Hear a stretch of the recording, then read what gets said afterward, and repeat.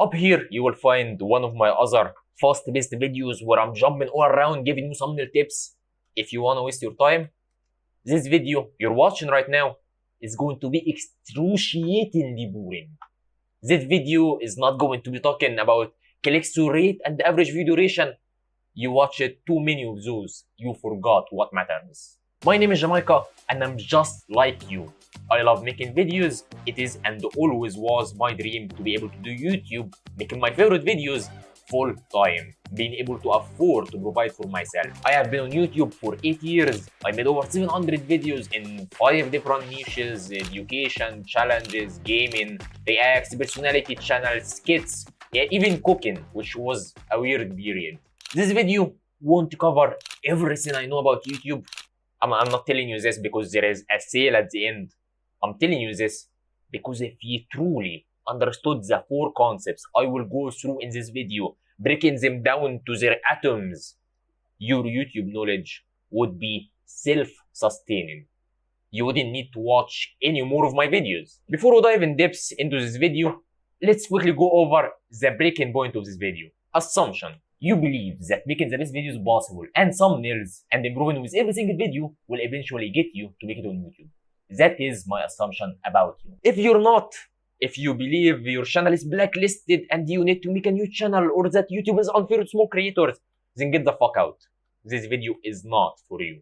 2 examples we are going to go back and forth on throughout this video. 1. Chess. Being a professional player. Taking your craft into the depths of professionalism. And 2. Cutting down a tree. The ultimate goal you see and how you are going to achieve it. I will try my best to simplify my points using those 2 examples throughout the video to help you communicate my points across. How to grow on YouTube fast. Let's say your goal was to cut down a tree with an axe. The things you can control to reach that outcome faster are your strengths, the sharpness of your axe, the speed of your swing, the numbers of swings you swing. You get the idea. Have you ever played GTA San Andreas? The character in the game have like skills bars, 1 for strength, 1 for stamina, 1 for driving. My goal is to increase the efficiency bar for you in this video to the max. So instead of it taking you 30 attempts over 1 week to complete that mission, I shift that into like 5 attempts over a day to complete that mission.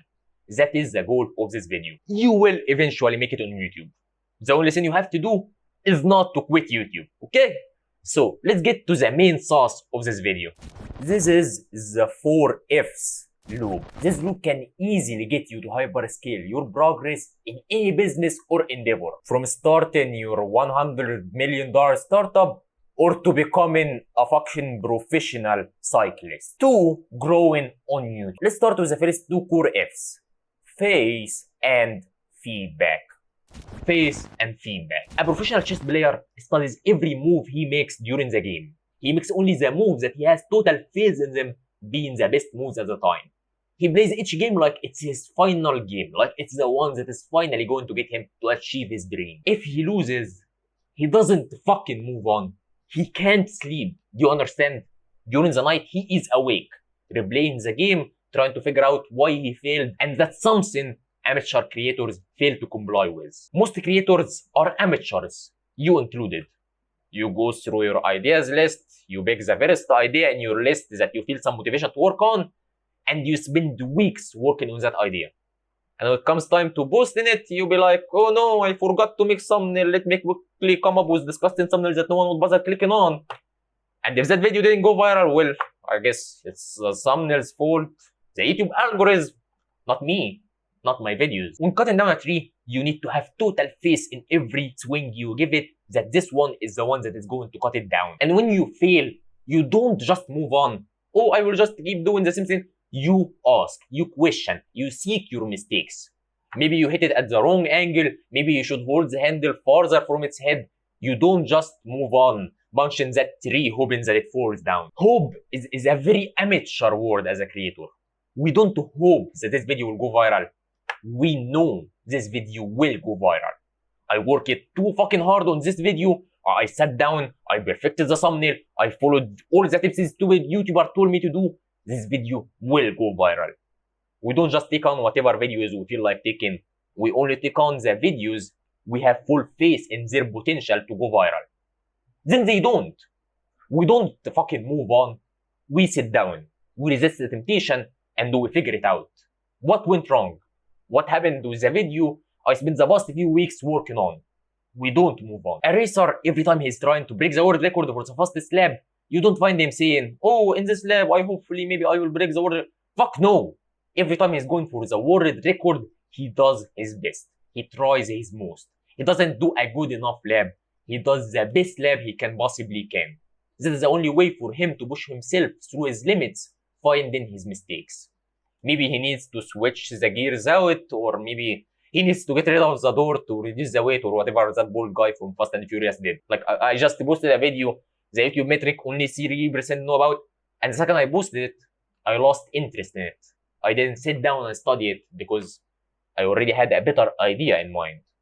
It's so tempting to just let it go, to move on. But we don't fucking move on.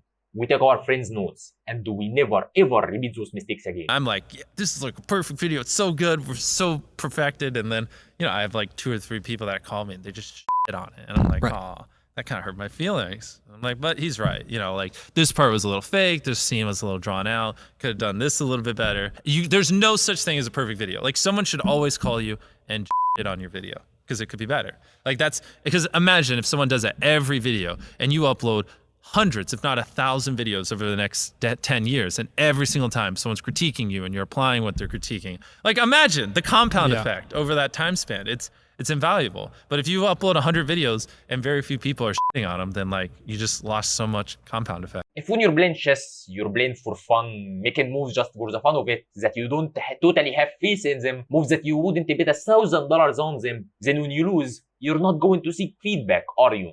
Why?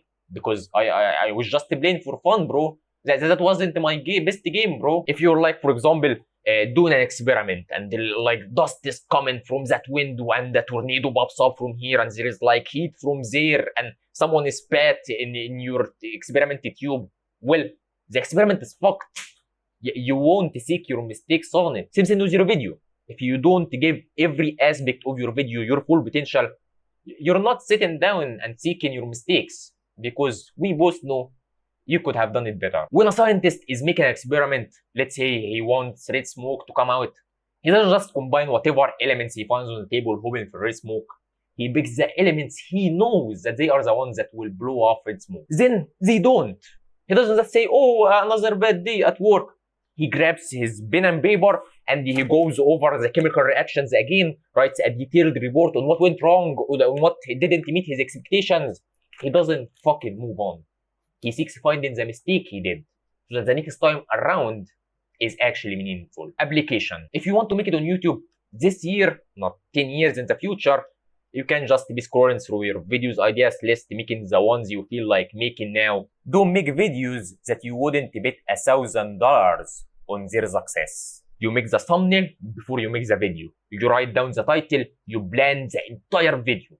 Then you decide whether you should demolish that idea into the trash bin or you actually feel like that idea might actually be the one.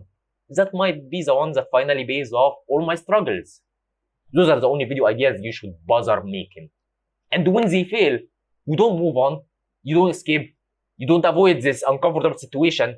You sit down and you figure out why they fail. Studying your analytics like audience retention, for example, sending your video over to the friends that hate you the most, seeking feedback. The next F word is the definition of the one you're going to say, but my situation is different with it. The next F word is focus. Focus is how strong the action you take of creating a video you believe in and seeking feedback on it. Focus. Do you find it difficult to stay consistent? To sit down and plan out a new video? Well, unlucky you, because I don't, not anymore. I reignited my fire to making videos by getting focused. When I'm going for a walk to the grocery store, when I'm walking, I'm thinking about YouTube. I get an idea and I immediately write it down on my phone. In fact, like a few weeks back, I actually got an idea for a video while riding a bus home, and I filmed it to make a video on this exact topic, which is focus. When you circle your life around YouTube, it is so different. It's like I cannot control it. Every day I wake up and I come up with an idea that is miles better than the one before it. It's like a flood of creativity of ideas. I can't stop it. That is the importance of getting focused. A chess player can't just be playing for fun, not taking his game seriously, playing a game every month or so whenever he feels like it or has the time for it. He needs to get focused. He eats his food while thinking about chess. He goes for a run while thinking about chess. He parties with his friends while thinking about chess. He is focused. When you're cutting down a tree, you lose on so much growth by just pausing the cutting down and going to play video games for an hour with your friends, pausing it and saying that you will continue in the morning. You need to get focused. 10 minutes of your focus on just cutting down that tree. That's how you actually improve. Being focused is dedicating your life to YouTube and then around it, all the other bullshit. That other bullshit could be school assignments, house duties, what other people want from you. Now, as I said that, you might be thinking that you should escape on your house duties and school assignments. Fuck no! I'm telling you to be aware of all the other bullshit. Setting up your website, that's a bullshit task. Finishing your homework assignment, that's a bullshit task too. Would you not do in that assignment cause your future self harm? Then you do it. But you stay aware that your time is actually being stolen from you right now. I can skip my diet a day. I can skip college a day. But I cannot, under any circumstance, skip a day working on my main goal, which is YouTube. I cannot let myself get distracted again, making one video a month, withering away years of effort. You got 24 hours in a day. 8 hours you sleep, right? And most people work at 9 to 5. So 8 hours you're working. 16 hours. Okay, so we have 16 hours. We got breakfast, lunch, and dinner. So we'll be at night, that's 19. It take you an hour to get ready. So we have 20 hours. So you guys cannot spend 4 hours going to oh, they lying. Oh, I like this photo. Oh, they faking. Sending photos to other people. Y'all got to get focused. I'm where I'm at because I'm focused.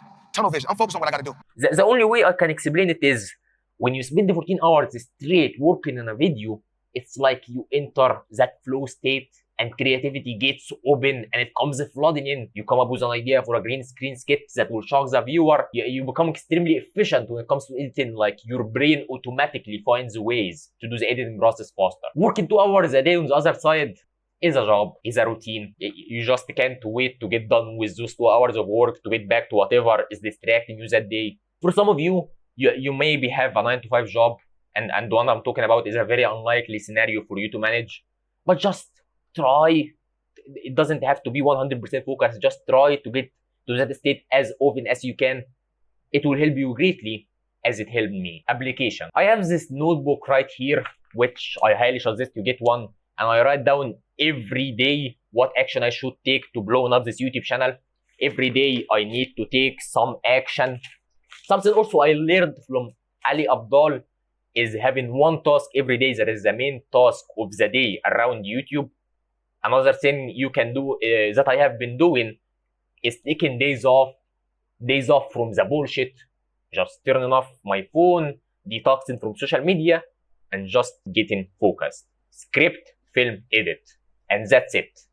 You can begin to fathom how much you can actually do by taking 4 days off of the bullshit from each week. And then you have the rest of 3 days just to keep up with your assignments and all of this other stuff. But just try your best to get focused. I'd say making the videos you have faith in is like a 9 out of 10. Seeking feedback on them is probably around 7 out of 10. Staying focused is probably also like a 7 out of 10. But the last one, the final one, is the 10 out of 10 one. If I were to pick any one of those 4, it wouldn't be strategically making the videos you have faith in, or seeking feedback on your videos, or staying focused on making videos. I would say it's actually the final F word, my biggest mistake, which is fuel. Fuel. You can't be waking up every day, forcing yourself, pushing yourself to make another video. The same way you can be waking up every day saying to yourself, I will just push my car to work this time, and later on I will go get fuel. It's just a temporary, stupid solution. You need fuel. You can just be working on videos depending on just your immature discipline to work. You need fuel. Without fuel, you wouldn't be able to make a new video, and you won't find the discipline to seek feedback on it. Fuel is the energy it takes to make a new video. You need fuel to not rage quit after you fail the GTA mission. Fuel so that you can go back doing the same mission again from the start to get it to work this time. I won't break it down myself. I will let the clips I ignored when I was younger tell you what that lesson is.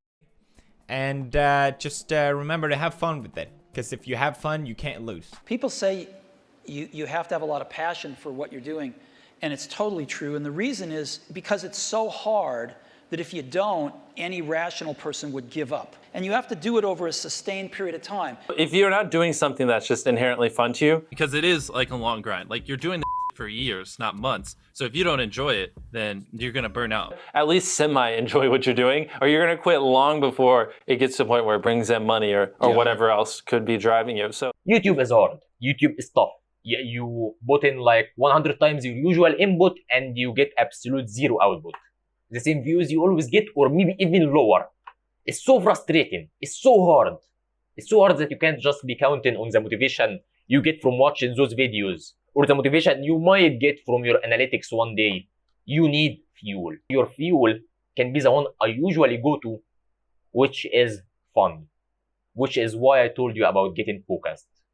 When I'm focused and dedicated to making YouTube videos, I'm genuinely having the time of my life making videos. Like, I love it so much.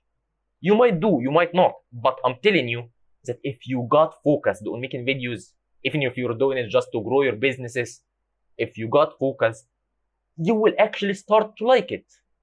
Making videos is basically communicating, and like since the beginning of time, we have been beings who love communicating. So once you get focused, you realize it is not that bad. You realize it's so much fun.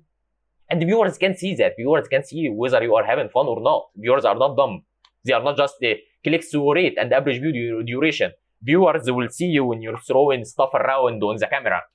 Viewers will see that.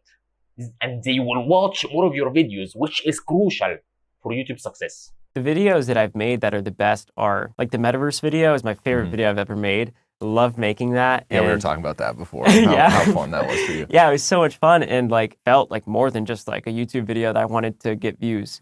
And I did it, and it happened to get views.